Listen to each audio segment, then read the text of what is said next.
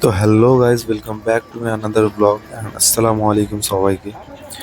তো আজকের ব্লগটা হবে সম্পূর্ণ মহরমের উপর দিয়ে।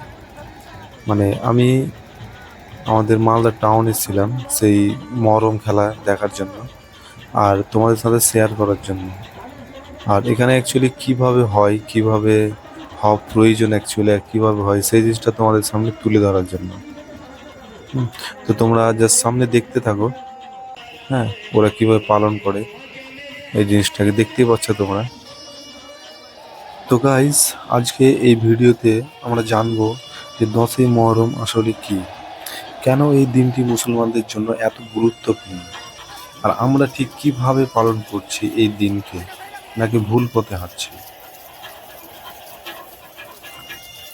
তো 10ই মহরম 61 হিজরি, 680 খ্রিস্টাব্দে, স্থান কারবালার প্রান্তর। মহানবী সাল্লাল্লাহু আলাইহি সাল্লামের নাতি ইমাম হোসেন রাদিয়াল্লাহু তাআলা আনহু ইসলামের সত্য নীতিকে বাঁচাতে অন্যায় শাসক ইয়াজিদের বিরুদ্ধে অবস্থান নেন। তিনি বলেন, আমি অধর্ম ও অন্যায়ের সঙ্গে আপোস করব না। ছোট ছোট শিশু, তার পরিবার, তার ভাই, সব নিয়ে তিনি গিয়েছিলেন সত্য প্রতিষ্ঠার পথে। 10ই মহরমের দিন শেষে শহীদ হন তিনি ও তার ভাই, পরিবার, 72 জন সাহসী সঙ্গী সহ। সেই দিন যে তার বলিদান, যে আত্মত্যাগ দিয়েছিলেন, সেগুলো কি এইসবের জন্য? একদমই না। এইসব তামাশা করার জন্য রোড ঘিরে, হ্যাঁ, ছেলে মেয়ে একসঙ্গে ভিড় জমিয়ে, দেখতে পাচ্ছ এখানে কত ভিড় লেগে আছে। এখানে ভিড় জমিয়ে দেখতে পাচ্ছ চারিদিকে সব এরা তামাশা দেখাচ্ছে আর আমরা তা দেখছি। আর ওখানে প্যান্ডেল খাটিয়ে যে মানুষগুলো বসে আছে ওরা হচ্ছে জাজ, তারা এদের নাম্বার দিয়ে বিচার করবে। হ্যাঁ, এবং এদেরকে প্রাইজের পুরস্কৃত করা হবে প্রাইজ দিয়ে। এখানে ফার্স্ট প্রাইজ থাকবে, সেকেন্ড প্রাইজ, থার্ড প্রাইজ, এরকমভাবে। আমি যতদিন শুনলাম এখানে যে এখানে ফার্স্ট প্রাইজ আছে 10,000, সেকেন্ড প্রাইজ আছে তোমার 6,000, আর থার্ড প্রাইজ আছে 4,000, সাথে ট্রফি। আর প্রত্যেকটা দলকে, হ্যাঁ, একটা করে ট্রফি দেওয়া হবে, যারা জিতবে না তাদেরও। তো এখানে আশেপাশের অনেকগুলো গ্রাম থেকে এখানে তারা পার্টিসিপেট করে, এখানে এসে খেলা দেখায়, প্লাস অনেক কিছু এখানে করে। দেখতে পাচ্ছ এখানে অনেক কিছু সাজায়, লোকদের দেখানোর চেষ্টা করে। আর আমরা এই কারবালার ঘটনাকে না আমরা একটা মজাক বানিয়ে দিয়েছি। হুম, সত্যি কি এরকমটা হওয়া প্রয়োজন ছিল? এরকমটা হওয়া দরকার? একদমই না। কারবালার ঘটনা কেবল ইতিহাস নয়, এটি এক শিক্ষা। অন্যায়ের বিরুদ্ধে মুখ খোলা, সত্যকে বাঁচাতে আজ মুখ না খুললেই হারিয়ে যাবে মানবতা। রাসূল সাল্লাল্লাহু আলাইহি সাল্লাম এই দিনটি শ্রদ্ধা ভরে পালন করতেন। তিনি রোজা রাখতেন, কারণ এই দিনে মুসা আলাইহিস সালাম ফিরআউনের হাত থেকে মুক্তি পেয়েছিলেন। হাদিসে এসেছে, হ্যাঁ, 10ম মহরমের রোজা রাখলে আগের বছরের গুনাহ মাফ হয়ে যায়। নবীজি কখনো বলেননি যে এই দিনে ঢোল তাবলা বাজাও, লাঠি খেলো, তামাশা করো। বরং এটা একটি গভীর চিন্তা, আত্মবুদ্ধি ও আত্মত্যাগের প্রতীক। রাস্তায় আজ আমরা, হ্যাঁ, তাজিয়া লাঠি খেলছি। আজকে সমাজে যা হচ্ছে, ভ্রান্ত চর্চা, ঢোল তাবলা লাইট মেলামেশা, হ্যাঁ, যাবতীয়। ইমাম হোসেনের শহীদের দিনে আমরা রাস্তায় ঢোল বাজাচ্ছি, লাঠি খেলা, তামাশা, এমনকি মেলাও বসাচ্ছি। অনেকে আবার গান বাজিয়ে মিছিল করছে, কেউ কেউ হাসছে, খাচ্ছে, আনন্দ করছে। প্রশ্ন হলো, ইমাম হোসেনের আত্মত্যাগকে আমরা সম্মান করছি নাকি অপমান? এটা কি আমাদের ধর্মে শেখায়? এটা কি রাসূল সাল্লাল্লাহু আলাইহি সাল্লাম শিখিয়েছে? একদমই না। এটা ইসলামের প্রকৃত শিক্ষা হতেই পারে না, সম্পূর্ণ তার বিপরীত। আমাদের মনে রাখতে হবে, ইসলাম চাই সত্য, ন্যায় আর আত্মবুদ্ধি। 10ই মহরমে আমরা যদি দোয়া করি, কুরআন পড়ি, রোজা রাখি, ইমাম হোসেনের শিক্ষা স্মরণ করি, তাহলেই হবে প্রকৃত শ্রদ্ধা। আমাদের সন্তানেরা যেন তামাশা না শিখে, আত্মত্যাগের ইতিহাস শেখে। সেই দায়িত্ব কাদের? সেই দায়িত্ব আমাদের, কিন্তু আমরা তা ভুলে যাচ্ছি। আমরা রং তামাশায় মেতে যাচ্ছি। আমাদের হোসেন রাদিয়াল্লাহু তাআলা আনহু একটি কথা বলে গেছিলেন, যে একটি সত্যের জন্য মৃত্যু হাজারো মিথ্যা জীবনের চেয়েও শ্রেষ্ঠ। আমরা যে জিনিসগুলো নিয়ে আজ মেতে আছি, হ্যাঁ, সেইগুলা কি আদৌ সত্য? একদমই না, মিথ্যা। আর মিথ্যা কখনো থাকবে না, একদিন না একদিন মিটতেই হবে, একদিন না একদিন বাদ হতেই হবে। সে আজ হোক, কাল হোক বা 4 দিন পরে হোক, কিন্তু হতেই হবে, মাপ নাই। একটা অনেক বড় সত্য কথা কি গাইস, যে উপরওয়ালা ছাড় দেয় কিন্তু ছেড়ে দেয় না।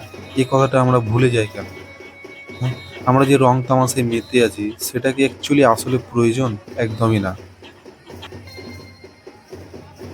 তো প্রিয় বন্ধুরা, 10ই মহরম কেবল শোকের দিন নয়, এটি শিক্ষা ও জাগরণের দিন। তো আমরা কেননা সবাই মিলে একসাথে ঠিকঠাকভাবে সব কিছু আমরা পালন করি। আর যদি ভিডিওটা ভালো লেগে থাকে তাহলে শেয়ার করো, যেন ভুল পথে থাকা মানুষগুলো সত্য জানতে পারে। কমেন্টে লিখো তুমি কিভাবে 10ই মহরম পালিত হওয়া উচিত মনে করো এবং তুমি কিভাবে পালন করো। সাবস্ক্রাইব অ্যান্ড ফলো করতে ভুলো না। আর আজকের ভিডিওটাতে একটু বেশি জ্ঞান দেওয়া হয়ে গেল, সেই জন্য সরি গাইস। তো দয়া করে কেউ আমার এই জিনিসগুলোকে জ্ঞান ভেবে কেউ উপেক্ষা বা এড়িয়ে যাবে না। আমি যতটুকু পারলাম, যতটুকুই আমি জানি, যতটুকু জানার চেষ্টা করলাম। কেননা আমাদের উচিত যে আমি যেটা জানি আমি সেটা আগে পৌঁছে দিই, এবং তুমি যেটা জানো সেটা তোমার কর্তব্য, তুমি আর 4 জনকে আগে পৌঁছে দাও। তো আমরা আমাদের সবার নিজের নিজের কর্তব্যটা আমরা পালন করি। যেমন হয়তোবা এরাও মনে করছে হয়তোবা এটাই আমাদের কর্তব্য, এর কারণ ওদের বারণ করার মতো হয়তোবা কেউ থাকলেও বারণ করে না, কারণ যে তাদের একটা রীতি রেওয়াজ এটাই চলে আসে আগে থেকে, এরকমটাই এরাও চালাতে আছে।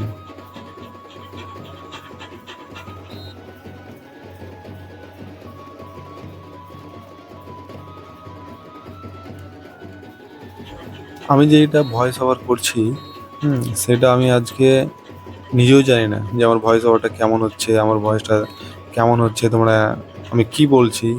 এর কারণ যে আমার সেরকম কোনো এক্সপিরিয়েন্স নেই, ঠিক আছে? আমি নতুন। আমার চ্যানেল বা পেজ দেখলে তোমরা বুঝতেই পারবা আমার চ্যানেলে না কোনো সাবস্ক্রাইব আছে, আমার পেজে না কোনো ফলোয়ার্স আছে, সেরকম কিছুই না, জাস্ট নতুন আমি। তাই আমার বলার মাধ্যমটা একটু অন্যরকম হতে গেল। আশা করছি আমি বুঝাতে পারবো তোমাদের, অন্তত এতটুকু তো বলছি। হয়তোবা আমার ভয়েস আওয়াজটা একটু ক্লিয়ার নাও হতে পারে, হ্যাঁ, হয়তো শুনতে একটু বিরক্তিকর লাগতে পারে, এর কারণে আমি নতুন। আস্তে আস্তে আস্তে আস্তে করবো, এক্সপিরিয়েন্স বাড়বে, সব কিছু ঠিকঠাক হবে অবশ্যই। শুধু তোমাদের সাপোর্টের প্রয়োজন আছে গাইজ, তোমরা আমাকে সাপোর্ট করিয়ে আমার পাশে থাকো। একটা লাইক, একটা কমেন্ট, একটা সুন্দর দেখে একটা কমেন্ট করে দিও, তাহলে হয়তো আমি একটু সাহস পাবো। তোমাদের একটা কমেন্ট আমার অনেক সাহস যোগাবে।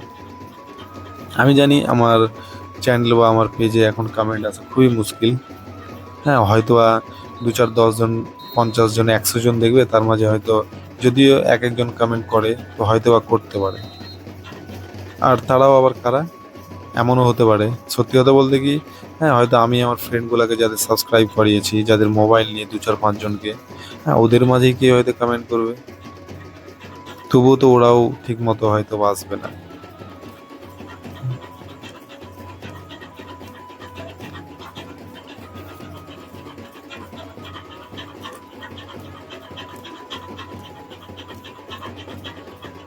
তো আজকের ভিডিওটা একটু বেশি লম্বা হয়ে গেল, এর কারণ যে আমি সম্পূর্ণ বিষয়টা তোমাদের বোঝানোর চেষ্টা করলাম। আর এইদিকে যে রং তামাশা ওরা করছিল লাঠি খেলা থেকে চালু করে, হ্যাঁ, অনেক রকম ডিজাইনে কী সব করছিল এইসব তোমাদের দেখানোর চেষ্টা করলাম। তো তোমরা আশা করছি ভিডিওটাও দেখবা, প্লাস মনোযোগ দিয়ে আমার কথাগুলোও শুনবা। তাই আমি ভিডিওটা ছোট করলাম না, আজকে ভিডিওটা একটু লম্বাই করে দিলাম। আমি জানি হয়তো আমার ফুল ভিডিও দেখার মতো কেউই নাই, হয়তো বা দেখবে না কেউ, আমি তবুও আমার ভিডিওটা আমি বানাচ্ছি, এডিট করছি, ভয়েস ওভার করছি, ঠিক আছে? কারণ যে যেটা আমার কাছে আমি তো করবোই, হ্যাঁ। তোমাদের গাইজ যদি ভালো লাগে প্লিজ একটা লাইক, কমেন্ট, সাবস্ক্রাইব করে দিও আমার চ্যানেলটা। ফেসবুক থেকে দেখলে ফলো করে দিও।